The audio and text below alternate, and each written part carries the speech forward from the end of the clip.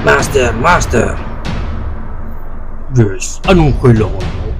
May bago po ako na-recruit para sumali sa puwersa natin. Aba, okay yan. Tuwagin mo siya. Gusto ko siyang makita. Sige po, dali lang. Ito siya, Master. Ay pa. Bakit ganyan yung mga nare-recruit mo?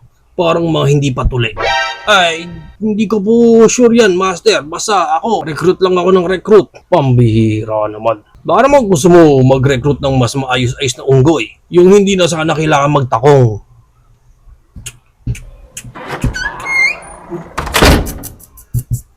Tanggap na daw ba ako?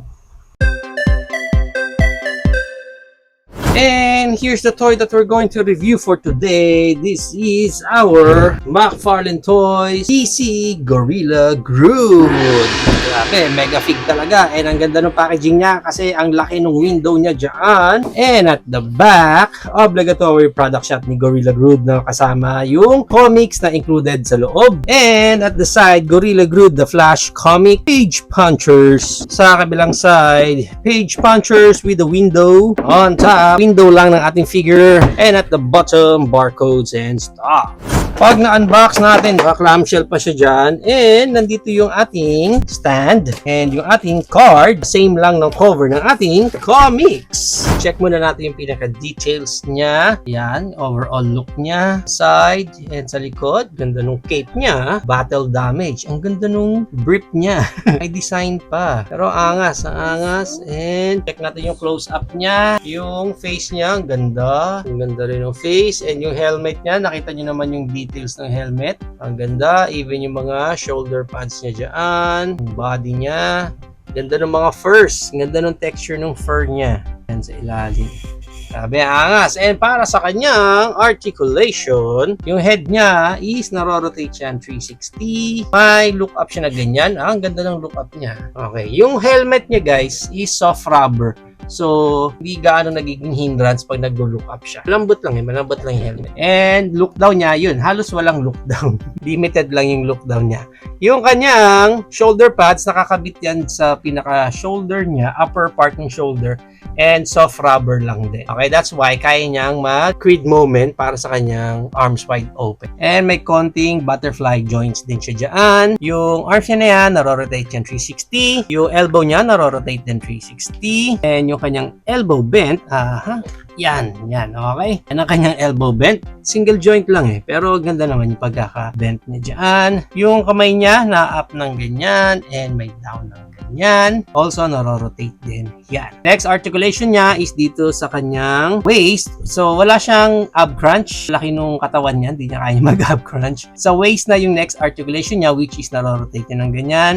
And may konting swivel lang. Yun, ball jointed Ball jointed lang yung pila. Yung kanyang skirt, soft rubber lang din. So, and yung sa Van Damme split niya, nice. Kahit gorilla siya, meron siyang Van Damme split because yung kanyang brief is rubberized lang din. And then yung high kick niya, yun yung halos wala siya, yung high kick. Kasi limited lang yung length nung legs niya. Then yung back kick, halos walang back kick. Yung kanyang knee bend, ganyan ang itsura niyan pag naka-straight, and pag nag-bend yan, hanggang ganyan. Yan. Okay din naman yung knee bend niya. Next, yung pinakapaa niya, narorotate yan, 360, and may up ng ganyan, and down ng ganyan. So, ratcheted din sa paa niya. Sa toes, wala nang any articulation dyan. Ang ganda ng details ng paa. Other articulation niya, itong cape niya, yun nga, soft rubber lang. Para sa height ng ating Gorilla Groot, ang height niya, hanggang taas ng helmet niya is almost 9 inches siya. So, mga nasa 8.75 inches siya.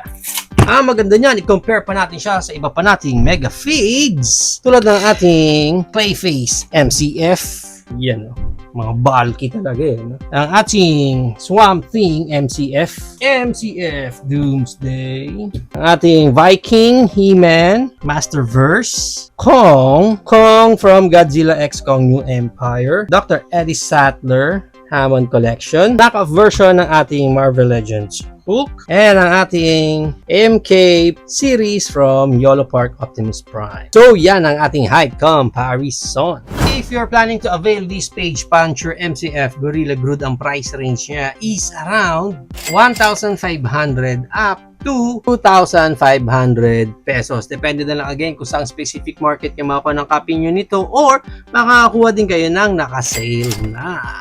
There you have it now guys. So na ang ating MCF Page Punchers DC Gorilla Grodd. What do you think of this Gorilla Grodd? Is it a go for you or no for you? Whatever doubts, please comment it down below. But for me, napaka-solid ng Gorilla Grodd natin. Ang ganda ng details niya and ang angas at ang bigat din niya. Napakaganda ng overall aesthetic dito ni Gorilla Grodd. Talagang pag dinisplay mo siya, mag-stand out siya kaagad sa collection ninyo. Although, there are some things na sana in-add up na lang din nila dito. Like first, mas maganda yata kung nag-alt head sila dito na pwedeng ma-open din yung pinaka-mouth niya or naglagay sila ng articulation na pwedeng ma-open yung mouth. Parang for me, mas okay yun. Comparing it lang sa isa pa nating Gorilla Grodd dito, ayan o, naka-open yung mouth niya, diba? So, ang ganda sana kung may option tayo na i-display siya na naka-open din yung mouth niya. Dagdag yun sa playability niya. Also, isa pa sana sa nai-add up nila dito is yung articulated na hands niya para meron siyang closed fist na option or kahit alt hands man lang. Kahit di na nila gawing articulated yung pinaka-fingers niya, at least may option tayo na gusto natin naka-closed fist yung kamay niya para pwede siyang mag-chest punch, jumping din dito sa posing niya. Pero,